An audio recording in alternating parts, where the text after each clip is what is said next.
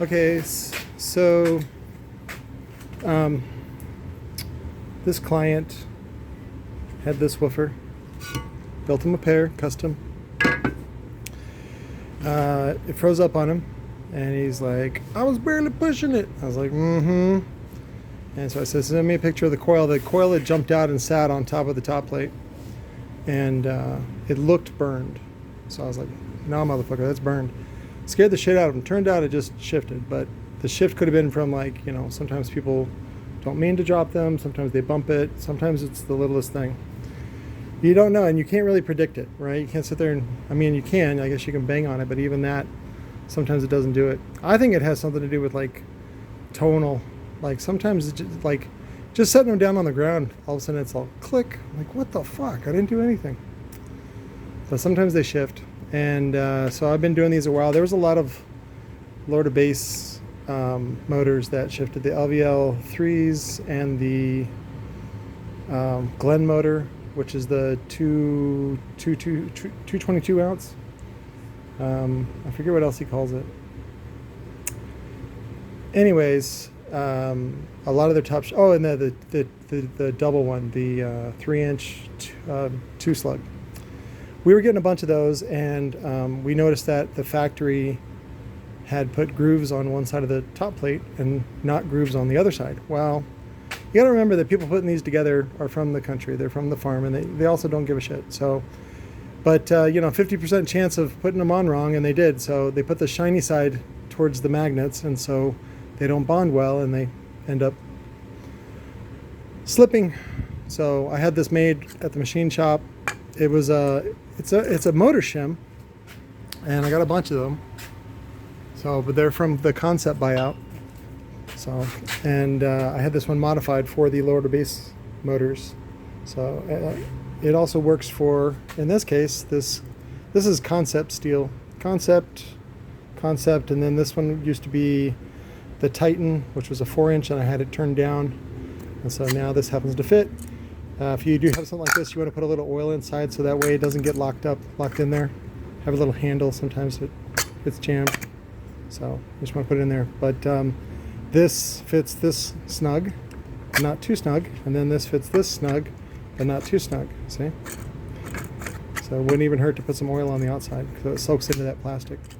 Just gives it a little lube so you don't get stuck like two cats.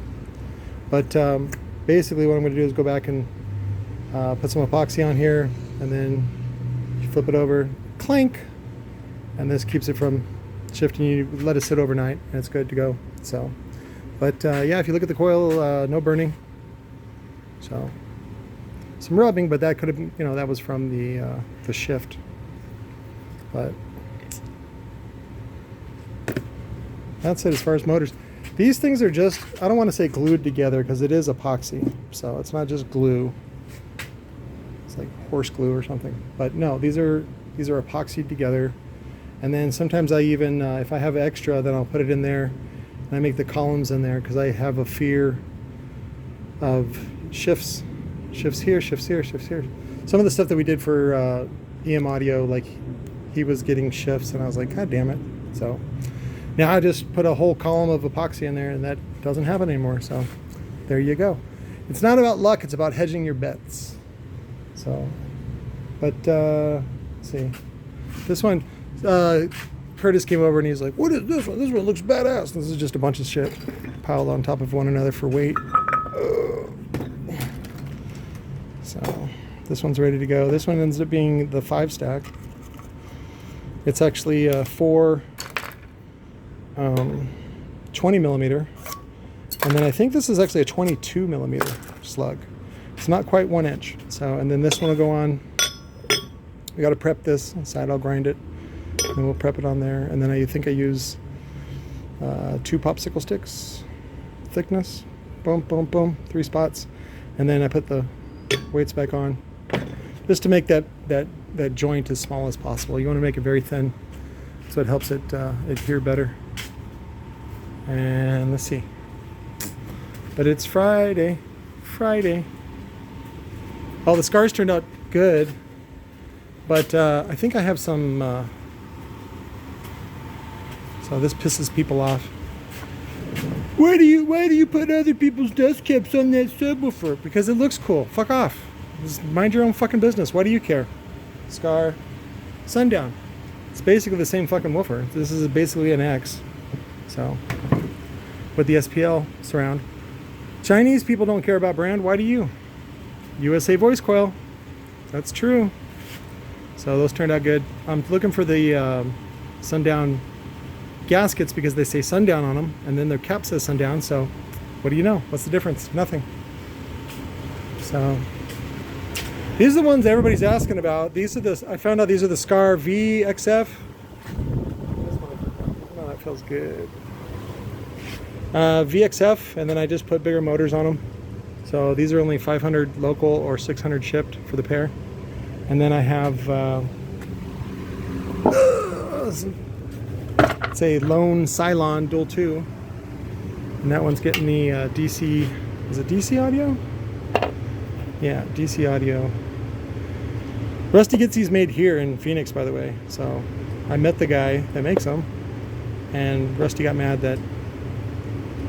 Well, he didn't have a deal in writing, but it was like assumed that Rusty's like, don't sell these, dude. Don't sell these out the side door. Like, shit.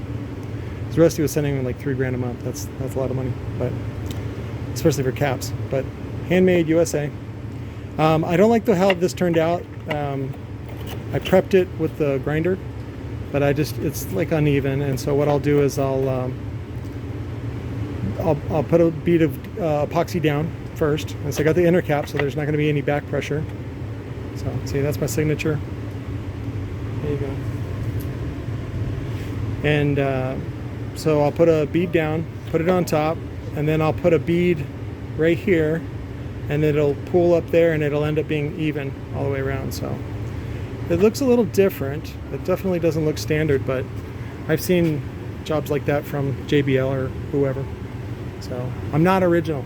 None of this is original. This is all just me copying other people. So, but I'm tired. Fucking hot, man. Guys got me running errands, running all kinds of shit. If you see something though, oh, there's those REs, RESX, old school. Oh, I'm still looking for frames on this one. I may have to get this piece modified tomorrow to fit one of the frames that I do have, or no, I got it fitting a I know what I want to go after. The I got to just drill it. See, it's funny, my brain thinks the same way every time. So I'm just going to put the pattern on this frame. This is the Soundstream XXX. So, but it takes a 10-inch spider, so it should be fine for what they want to do. That's it. Maybe when I feel a little motivated, maybe it gets a little cooler in the evening, I'll make a better video. So, but I love you guys. Talk to you later.